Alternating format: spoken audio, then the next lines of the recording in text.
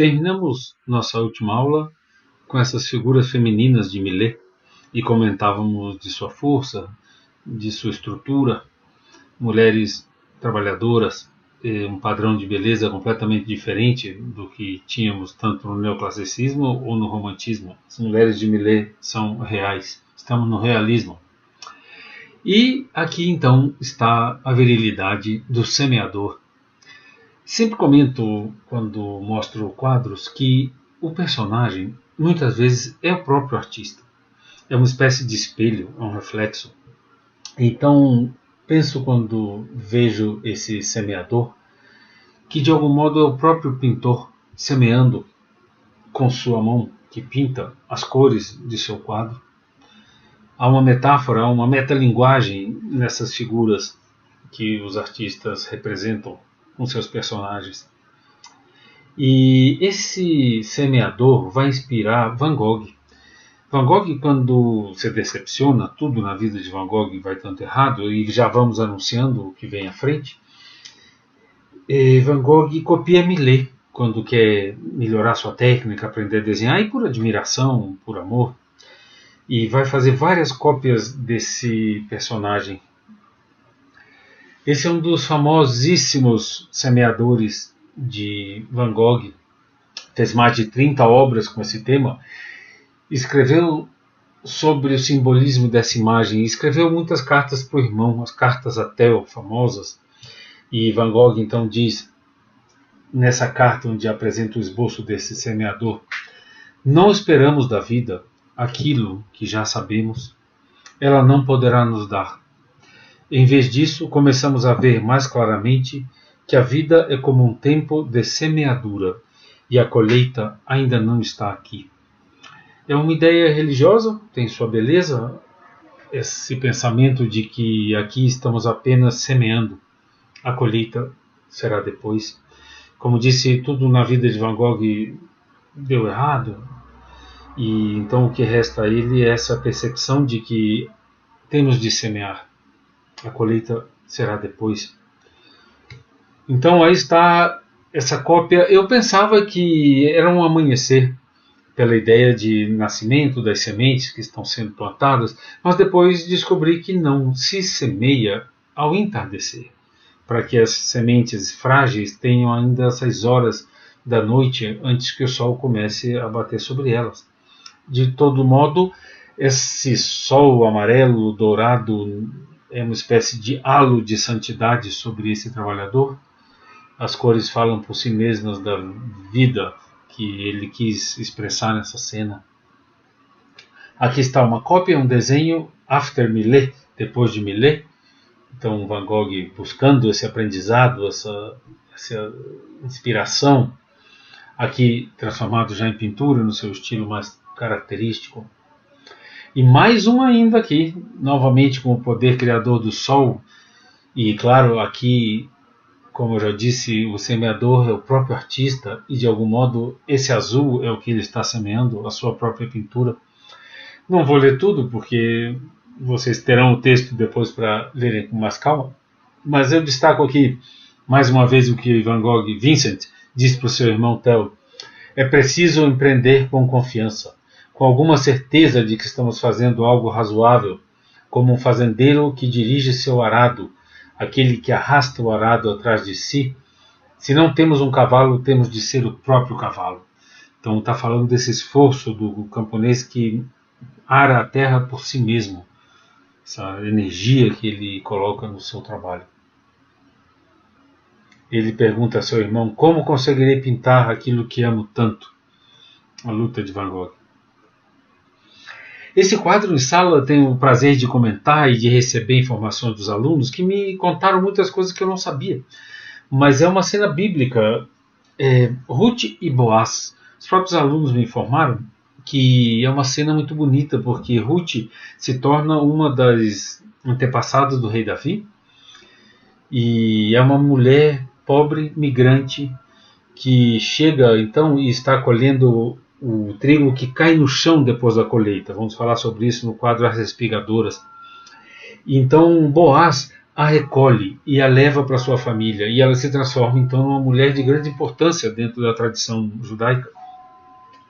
Então é um tema que de algum modo o Millet transporta para a sua própria época, e isso tem um grande valor. A Bíblia contemporânea é um tema muito frequente em arte, quando se toma como inspiração uma cena bíblica e transportamos ela para a nossa própria época. Em sala eu pergunto e expresso o meu próprio desejo de fazer talvez uma Bíblia contemporânea e pergunto para os alunos onde vocês representariam Maria tendo o seu filho em Brasília, numa noite fria onde ninguém a acolhe. E eu digo para os alunos, eu a poria na rodoviária, debaixo de um daqueles viadutos. E onde Jesus seria sacrificado? Uma papuda, talvez? Então, a transformação, a transposição das histórias bíblicas para ter contemporaneidade dá um sentido atual para essas histórias e transformam elas em algo muito dramático. Então, Millet aqui está seguindo essa receita, chamemos assim, e transporta então para o seu contexto uma cena bíblica de acolhimento do miserável, do diferente, do migrante, do estranho. E aqui então já podemos falar desse aspecto de santidade, de heroísmo que Millet confere às suas figuras, muitas voltadas para si mesmo, fazendo um trabalho, uma atitude de interiorização, de alta concentração emocional, e mesmo sendo um trabalho, se torna em algo espiritual pela sensibilidade do artista. Aqui a própria estrutura torna a figura de uma mulher simples, simplesmente roçando, em algo monumental, pelo contraste da luz, pelos planos tão definidos. É um elogio, tem esse caráter de valorização do trabalho mais simples. E aqui então um estudo para o quadro mais famoso de Millet, que está no nosso livro, As Respigadoras. A cena aqui retrata o direito que as viúvas, as mulheres mais pobres, mais miseráveis, tinham de, depois da colheita ter sido realizada, catarem o trigo que tinha ficado no chão. Então, aí está o quadro acabado. Ao longe se vê o capataz, que de algum modo fiscaliza o trabalho da colheita, e a dignidade dessas figuras que Millet transforma em poesia. Aí temos então uma cena que seria de algo miserável, algo triste, transformado pela suavidade das cores, pela beleza da composição, pela grandeza da paisagem, pelo silêncio que envolve as figuras, em algo extremamente valorizado e humano. Então, aí está As Respigadoras, famoso quadro de Millet. E aqui uma releitura do Banksy, famosíssimo grafiteiro, artista de rua, onde faz uma intervenção recortando essa mulher, que poderia ser uma negra, como a gente vê, talvez seja uma camponesa. Já havia as colônias africanas e havia figuras que tinham migrado para a França, pode ser realmente então uma migrante negra, que aqui sai do quadro no instante para fumar um cigarro enquanto descansa. É o humor negro Banksy. Gosto sempre de mostrar alguns estudos, tem uma dinâmica, uma beleza que muitas vezes a obra acabada perde. Então aqui é um estudo para a morte e o cortador de lenha. Aqui estamos num contexto mais do simbolismo. Evidentemente aqui é uma metáfora, uma narrativa. Então a figura da morte é alegórica. Gosto de chamar a atenção que essa morte também é uma trabalhadora. É uma figura que usa sua ferramenta e sua roupa de camponesa, mostrando o seu caráter também de trabalhadora. Então, essa beleza do trabalho permeia tudo, e o cortador de lenha agarrado ao seu feixe, não querendo ser levado. Outro quadro famosíssimo de Millet, o Ângelus. Essa idealização é que faz Millet ser admirado mesmo pela burguesia de sua época, porque essa religiosidade da vida camponesa é algo ainda compreendido como talvez uma submissão, uma aceitação, um conformismo, Não é uma atitude social revolucionária, que vamos ver em seguida com outros artistas do realismo. Millet, estamos no começo, saindo da paisagismo de Barbizon, o primeiro que vai se dedicar a questões sociais, mas com um caráter ainda ligado ao romantismo, de certo modo, por essa idealização religiosa. Esse trabalho tem esse silêncio, a gente talvez pode até ouvir o sino tocando na hora do pôr do sol, então toda uma atmosfera que envolve, de silêncio que envolve essas figuras. Esse quadro ele é muito copiado e serve de inspiração para muitos artistas, inclusive para Salvador Dalí.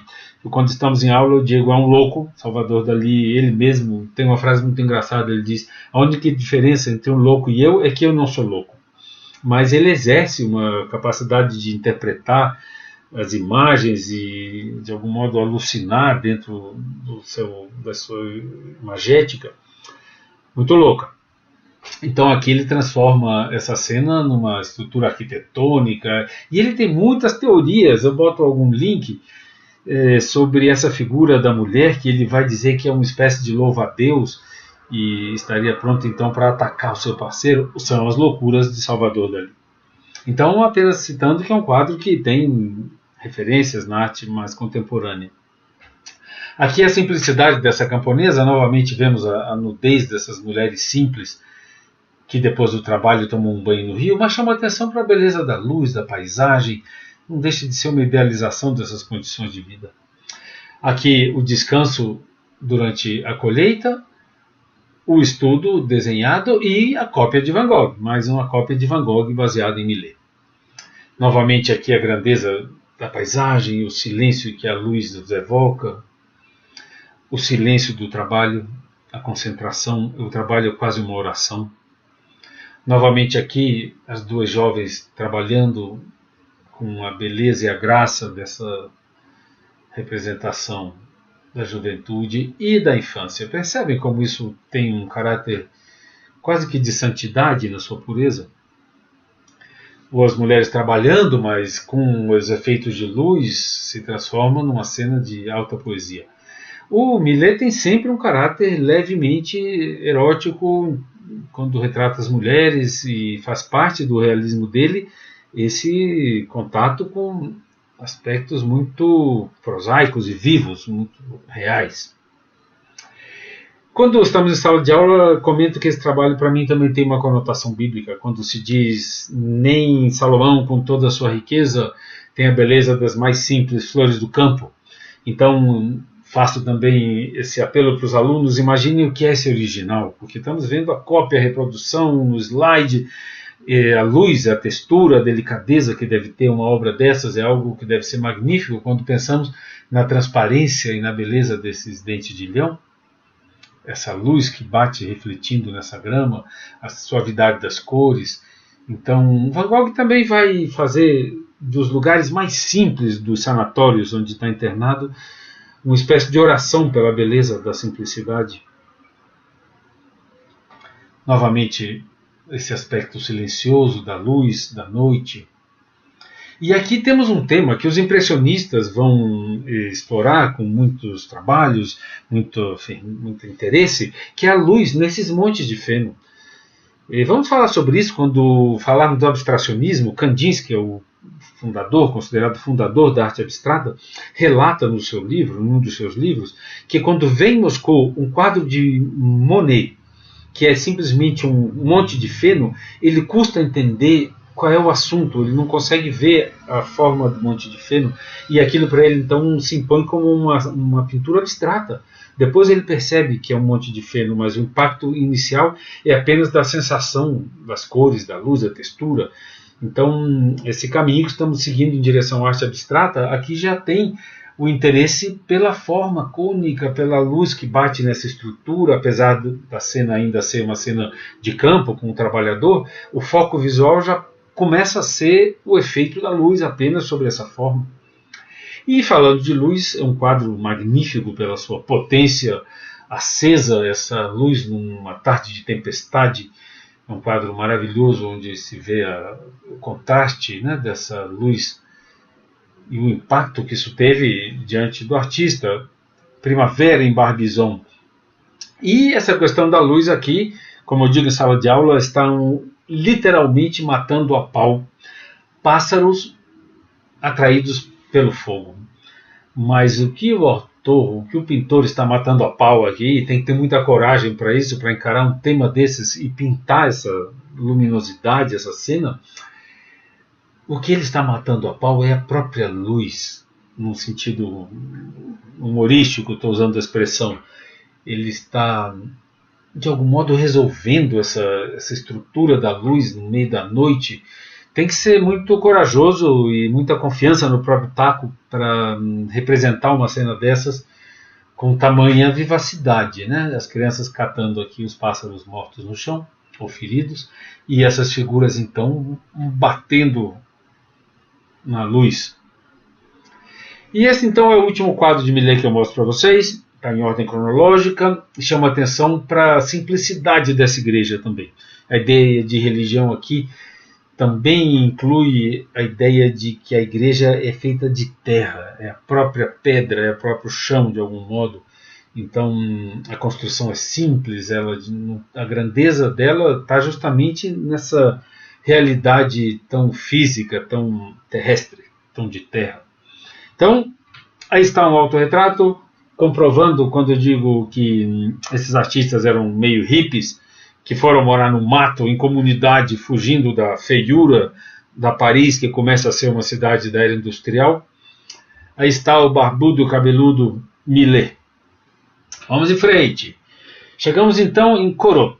Corot, como diz o livro do... Ele está servindo de base aqui para o computador, não vou mexer nele, o Julio Carlo Argan. Em outro momento eu mostro, mas o Argan começa dizendo, ao falar de Corot, é simplesmente o maior paisagista do século XIX.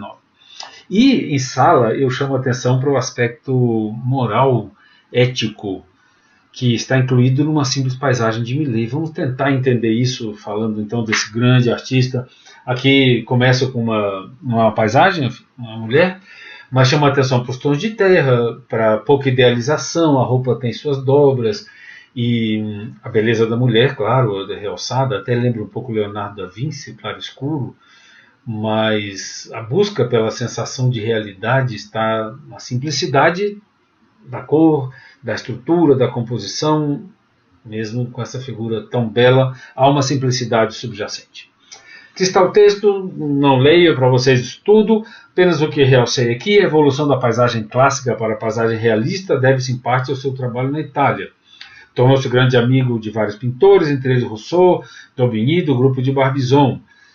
E cito aqui também que ele foi professor de um artista que veio para o Brasil, Nicolas Vinet, que vou mostrar no final da aula sobre Corot alguma coisa dele.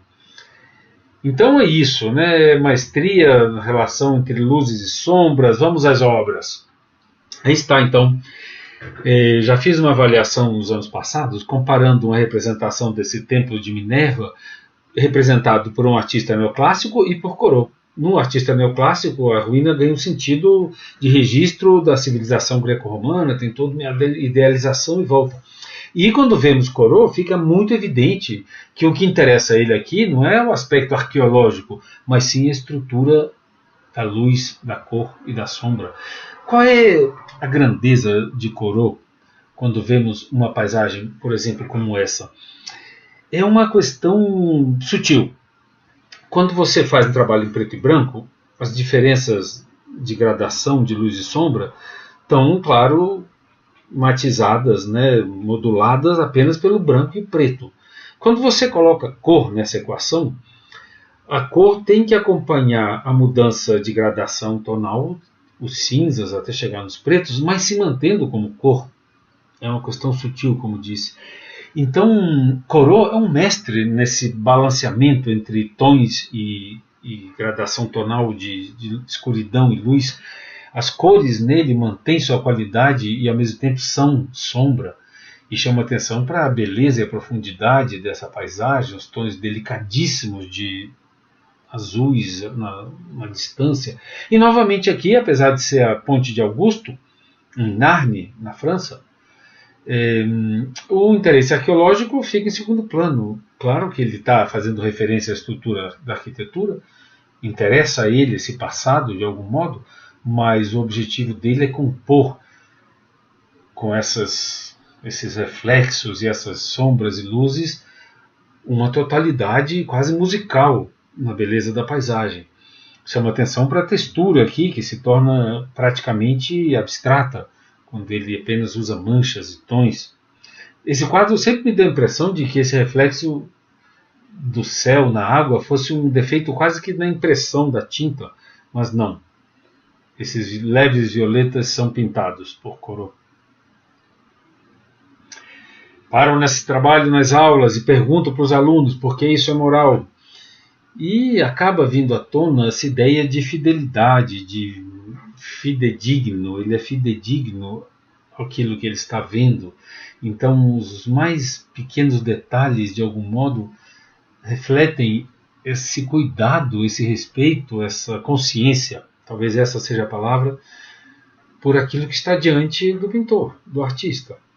Ele reflete no seu trabalho nas luzes, no cuidado com as sombras, com a qualidade dos tons, esse enorme amor, na realidade, né? Pelo que está sendo visto. Nas figuras humanas, mesma solidez, mesma atenção.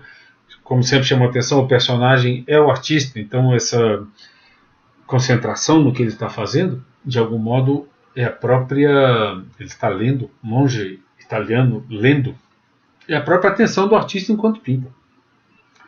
Aí está, então, uma pequena amostra de algumas paisagens, chama atenção sempre para a liberdade da pincelada. Aqui, novamente, as ruínas de um aqueduto, mas o que interessa a ele é a atmosfera e a própria qualidade da pintura. Aqui, novamente, é a luminosidade e a textura que se impõe, a intensidade das cores. A paisagem é quase um pretexto para essa beleza da cor e da forma. Paisagens, paisagens e mais paisagens. Esse quadro está em todos os livros, é o que eu gosto menos.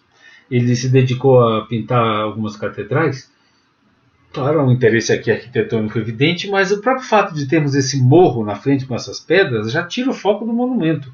Ele não está realmente preocupado em fazer a grandeza da arquitetura, mas sim, de algum modo, em compor a estrutura com os outros elementos da composição. Tem um livro lindíssimo, desse tamanho, que eu, quando mostro em sala, digo isso não é um livro, é um monumento, sobre os impressionistas, que tem belíssimos trabalhos do Corot. Infelizmente, videoaulas não temos essa possibilidade. Paisagens musicais. Esse trabalho também em sala de aula eu mostro uma outra versão no livro, e tem uma graça nele, porque isso é a cúpula da Academia de Florença, da Catedral de Florença. E é um monumento da Renascença, da maior grandeza. Brunelleschi, o seu arquiteto. E ele está aqui, então, fazendo a fonte da Academia da França em Roma, em Florença, desculpe. E, ao meu ver, ele está comparando, quando a gente olha essa reprodução com mais cuidado, a transparência da água nessa fonte é muito delicada, muito viva. E, a meu ver, então, a minha interpretação, ele está, de algum modo, comparando a grandeza do monumento com a fluidez e a impermanência da água. Há uma poesia oculta nessa comparação, se fôssemos traduzir em palavras. E, claro, aqui a composição quase abstrata. Na outra versão que eu mostro em sala, de um livro, as árvores têm mais detalhes, mais folhas, mas o que interessa a ele, claro, é essa composição e o foco nessa comparação entre a água e o monumento. Poesia. Mais paisagem, chamou a atenção para a luz, que é a mesma, e dá unidade, então, a essa composição. Paisagens. Figuras lendo, sempre com uma certa simplicidade, né, nos fundos, no tratamento, pouca idealização no retrato. Novamente, essas figuras concentradas, tons de terra, é o realismo mesmo num tema religioso, como aqui a destruição de Sodoma. Já vimos isso no romantismo, transformado em cenas de tragédia cósmica e apocalíptica. Aqui é uma cena de miséria familiar, pé no chão, tons de terra. E aqui a figura transformada em pedra, né? Sabemos que é sal, mas terra, enquanto esse panorama desolado, né, fica para trás. tudo é rebaixado no realismo. As emoções são intensas, mas surdas, sem grandes gestos, sem apelação. Como nesse tema que é neoclássico, um abacante, uma pantera, mas chama atenção para a simplicidade, até ela oferecendo uma ave morta, e a simplicidade dessa criança, tudo é trazido para o chão, como aqui também, cena de orgia, uma bacante, mas há todo um silêncio, há toda uma estabilidade, até pela horizontalidade da cena. Elegância total dessa figura, uma espécie de alegoria das diferentes artes, pintura, música, seu estúdio.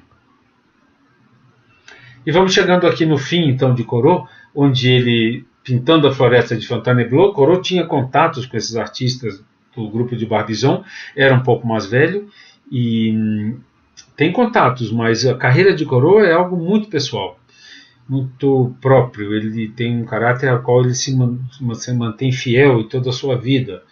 E vamos comentar, quando mostrarmos o trabalho de Daumier, que é o próximo, eram amigos, e Corot sempre se diz que essa moralidade, essa atitude ética dele se refletia na sua vida pessoal também. E quando Daumier, que foi pobre toda a sua vida, era artista gráfico, ilustrador, não foi reconhecido como artista, como pintor, quando fica velho e com problemas de cegueira e de saúde, quem compra uma casa para Daumier e o ajuda é Corot. Então, esses personagens, estamos falando um pouco sobre a vida deles, a aula um pouco corrida, mas eles têm essas características de busca pessoal e de integridade, não somente na sua arte, mas também no seu modo de viver. Como falamos no caso de Goya, nesses grandes artistas, vida e obra são inseparáveis. Na maturidade faz obras com um caráter mais lírico, não são as que eu gosto mais, mas faziam muito sucesso. Por sua beleza decorativa, já se transforma em algo mais vaporoso, a estrutura desaparece um pouco. Esse trabalho, para mim, é dos mais elegantes.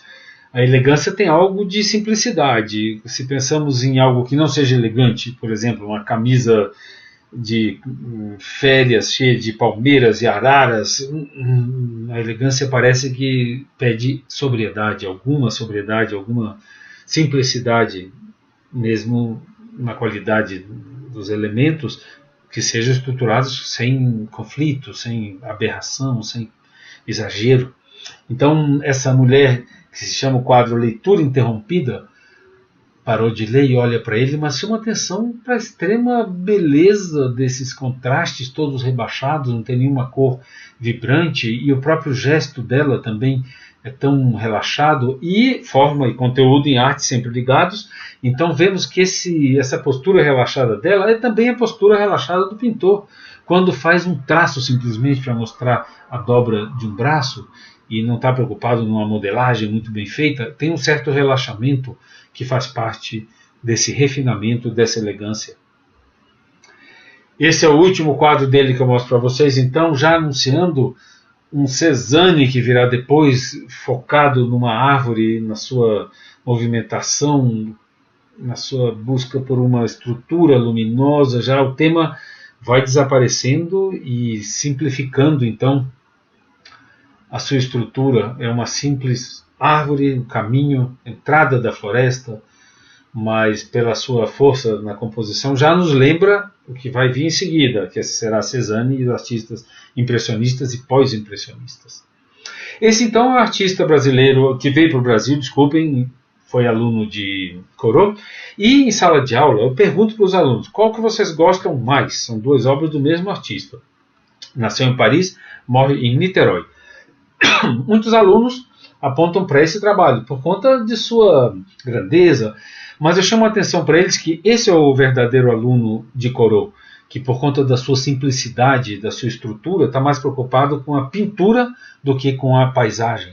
Aqui no caso, Vinet parece que precisou mostrar que era um dia de sol, com grandes nuvens, e o casal bem vestido está passeando, e a cidade se vê ao longe. É muito mais descritivo.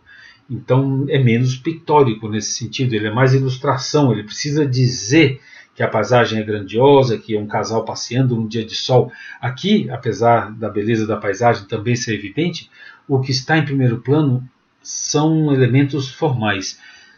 Qualidade da estrutura, delicadeza das cores, composição meditada. Então, jovens, chegamos até aqui em nossa aula de meia hora e o próximo capítulo, então, Daumier.